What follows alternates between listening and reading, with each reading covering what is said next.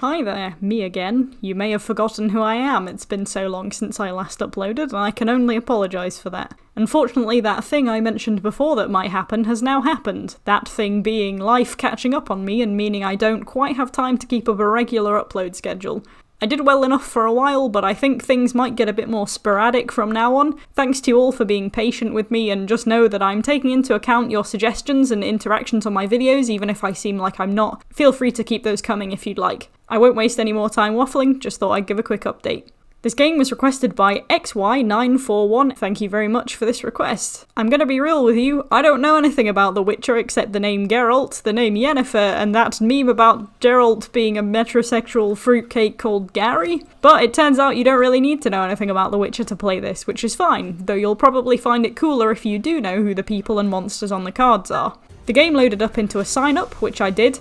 Then it made it straight into a tutorial, which crashed the first time I tried it, but when I loaded it back up after, it picked up where I left off, so luckily I didn't miss anything. The HUD layout looked pretty similar to Corsa, which is probably the catalyst for me being suggested this game, but this game is very different in the way that you play. You start with 10 cards in your hand, and you draw 3 each round up to a maximum of 10.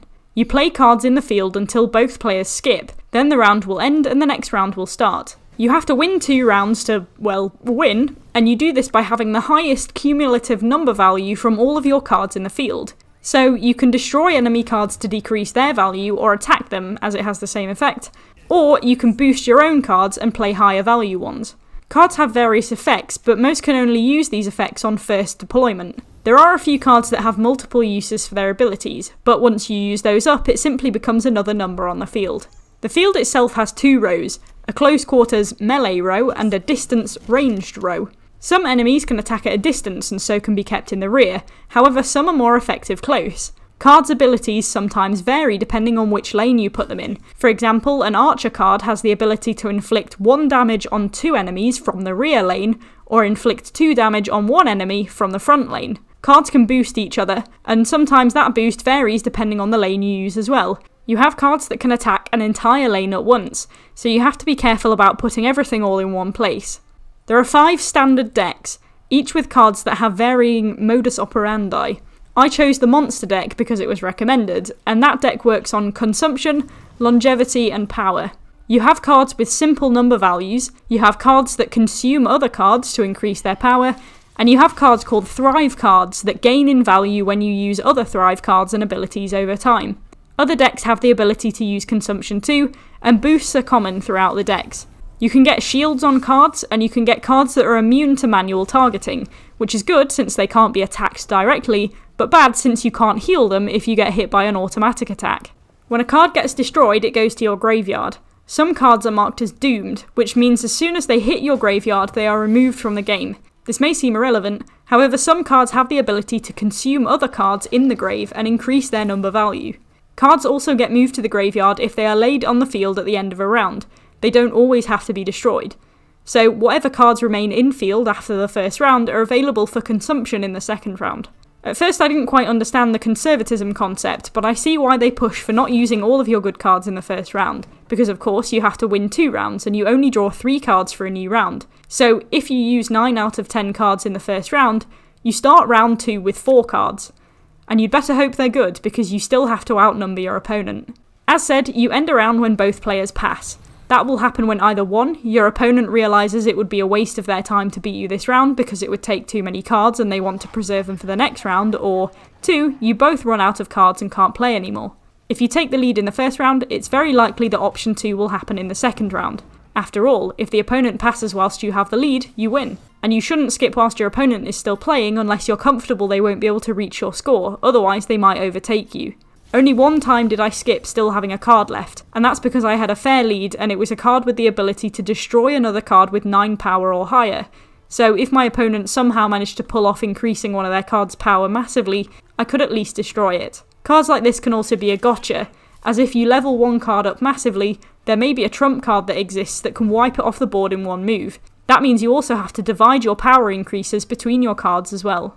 The game also has different leaders, a trait shared with Corsa, and each leader has their own special ability. When you enter the deck builder mode, you can see all of these different abilities. However, there is only one ability and it has a certain limit of charge, so you can only use it twice all game, or maybe even once.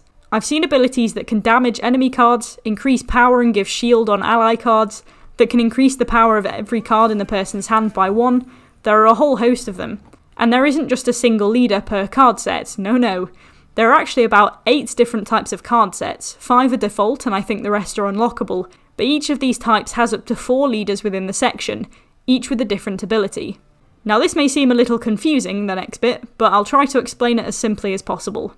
There is a reward tree for each different type of card set. For example, the monster card set has this tree here with various gains in it, but you do have to pay either keys or gems to unlock each of these points. At the edges you can see the card set leaders. These extra 3 need to be unlocked by working through the skill tree, which is done by winning and playing games and completing quests to earn points to buy progression. The quests are part of what's called your journey, and you can track this by following the journey option on the main page. And each time you level up or get a certain achievement, you unlock another step of the journey and get a reward for it. If you pay premium, you can get better cosmetic rewards each time you level up on your journey. But each leader then has their own separate reward tree. The same currency is used to unlock nodes through it, and again, there are rewards available to you. From the looks of it, it will take a lot to complete any of these trees. You'll gain cards and such along the way, but it'll take a lot of work. And this is just one card set. Now there are also other faction reward trees as well. I don't really know what these factions are, but they give other leaders and again have reward trees for each. And if that ain't enough for you, the game has events and is split up into seasons, so each of these seasons and events has its own reward tree as well. So if you're looking for motivation to progress, I'd say that'd do the job pretty well. You can make your own custom card sets and craft cards out of scrap, which you earn by playing the games. To do this, you go to the main menu, select the card set box to see all the options, then right-click the card set you want to alter. Alternatively, you can select the deck builder option from the main page. You can gain more cards through card kegs, which you earn through wins, through reward trees, or through buying them with real human money. You get 4 common level cards and 1 rare card, but you choose your 1 rare card out of 3 options, which is actually decent and can save you getting rare cards you'll never use for a card set you don't play.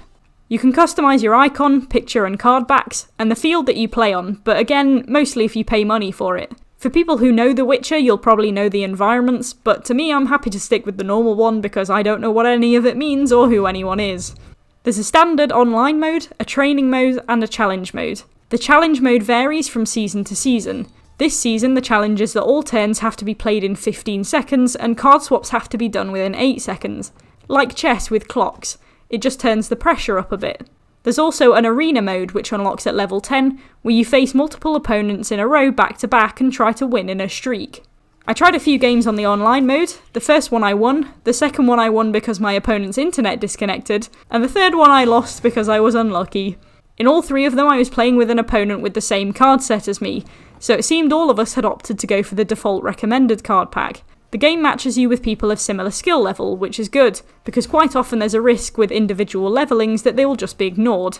All the games I played took no longer than a minute to connect, so that was pretty decent as well. Ranked mode doesn't unlock until you reach level 25. You have a personal rank as well as a level, and you up this rank by winning games and getting mosaic pieces. I think this is mostly relevant to achievements, which gives you rewards of gems and keys, and of course to online matchmaking.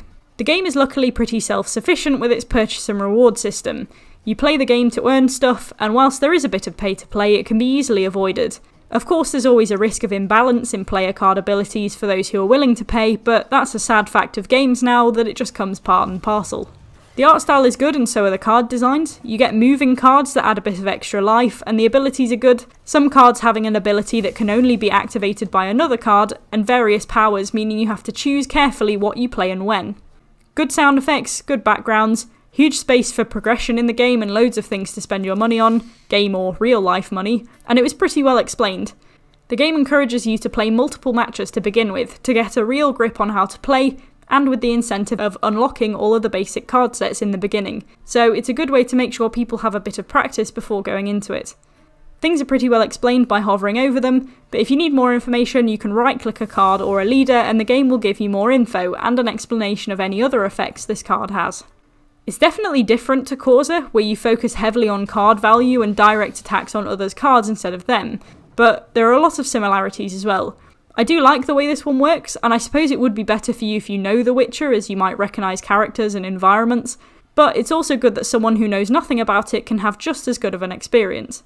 It does require a lot of playing over and over to earn the rewards to unlock skills in each node of reward trees, so for real progression there's a lot of time dedication needed, and the game could fall to being a bit repetitive, but the variety in card sets and characters can probably help alleviate that.